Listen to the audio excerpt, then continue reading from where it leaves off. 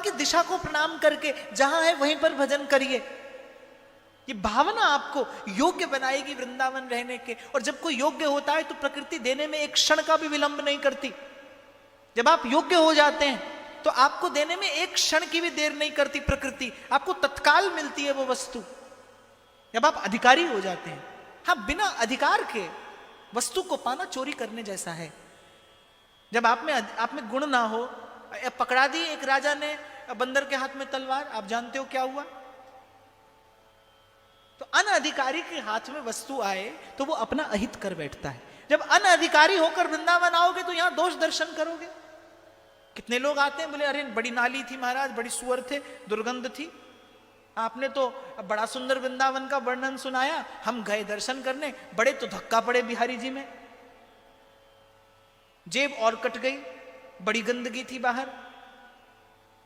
और सब देखने के बाद मैंने कहा ठाकुर जी ने पोशाक कौन सी पहनी थी, बोले ये तो याद नहीं है। चलो मान लिया जो आपने कहा वो भी है, मान लिया जो आप कहते हैं वो भी है, पर राधा वल्लभ और कुंज बिहारी भी तो हैं, वो भी तो हैं यहां पर। और इस संबंध में घटना का मुझे स्मरण हुआ आया, मैंने शायद अभी कथा कहना आरंभ किया था, शायद पहली दूसरी कथा की बात है।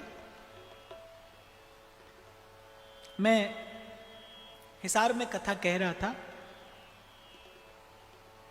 जिस स्थान पर कथा हो रही थी वहां पर एक वृद्धाश्रम भी है। दूसरा दिन था कथा का। उस संस्था के कुछ लोग मेरे पास आए और कहा महाराज ये वृद्धाश्रम में एक वृद्धा है और बड़ा कष्ट पा रही है, वो बड़ी पीड़ा में है, तो एक बार आप चल कर देख लें उसे। तो मैं कथा के बाद उस कक्ष में गया। उस कक्ष में एक क्षण के लिए खड़े रहना कठिन था, इतनी दुर्गंध थी उस कक्ष में। और मैंने इस शरीर से इतना कष्ट पाते कभी किसी को नहीं देखा। वो महिला इतनी पीड़ा में थी, वृद्ध शरीर, जर्जर शरीर, प्राण नहीं जा रहे। मैं तो एक क्षण से अधिक खड़ा नहीं रह पाया वहां पर। तो कथा से आते क्रम होता था, श्री जी का उत्थापन कराना होता था, तो मैं स्नान करके सेवा में गया, लेकिन सेवा में उस दिन मन नहीं लगा। वो दृश्य मेरी आंखों के आगे से हट नहीं रहा था। भय भी लग रहा था, आश्चर्य भी हो रहा था कि एक जीव इतना भी कष्ट पा सकता है संसार में। सेवा में मन नहीं लगा। बस श्री जी के चरणों में मैंने बस इतनी विनती की कि आपके होते कोई जीव इतना कष्ट कैसे पा सकता है। और उन लोगों ने मुझे बताया, बोले महाराज इस महिला ने आजीवन अपने गुरु की बहुत सेवा की। इसके गुरु नेत्रहीन थे, प्रज्ञा चक्षु थे, और ये घंटों रामचरितमानस का पाठ अपने गुरु को सुनाया करती थी।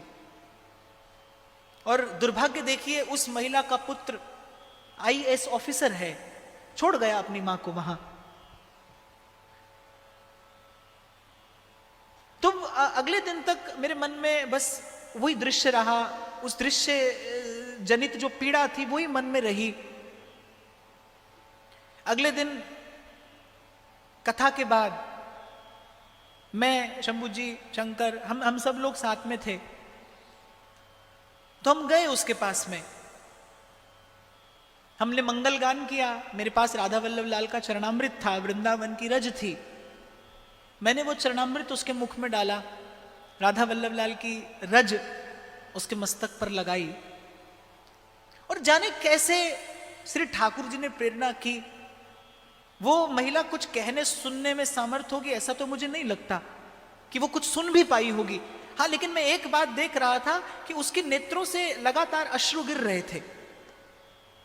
जाने कैसे मेरे मन में प्रेरणा हुई और मैंने केवल उसे इतना कहा, मैंने कहा माता तूने जितना कष्ट पाना है तो इस जीवन में पा ले, क्योंकि तूने अपने गुरु की सेवा की है और गुरु की सेवा दुख न लागी।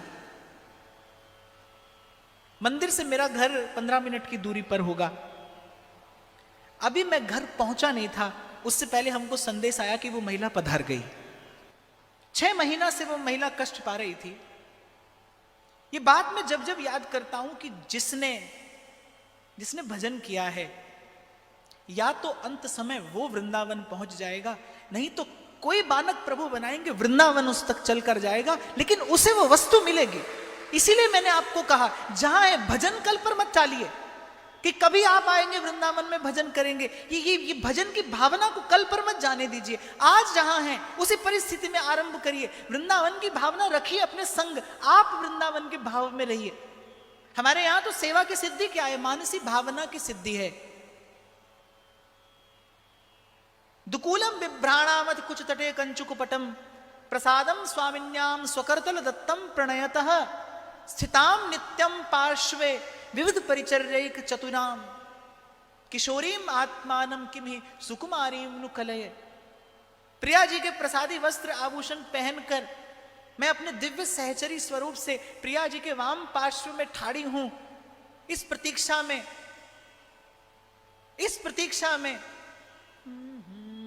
कब टेर के निकट बुलाओ, कब अपनो भाग्य मना।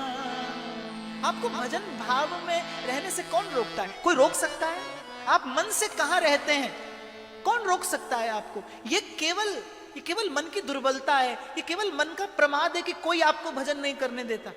कोई आपको व्यवहार करने से तो रोक सकता है, कोई आपको व्यवहार करने से तो रोक सकता है, पर गांठ बांध लो, आपको भजन करने से कोई नहीं रोक सकता।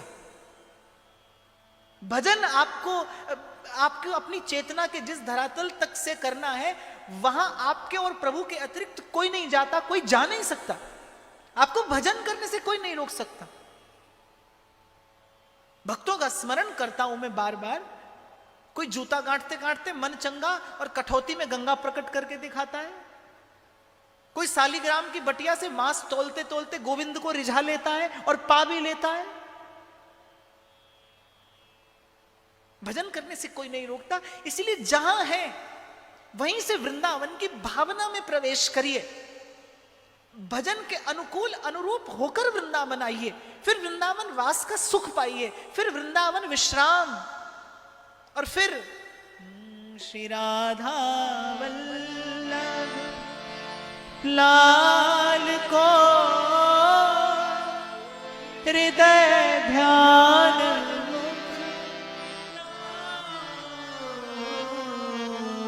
सब सोहित निष्काम मति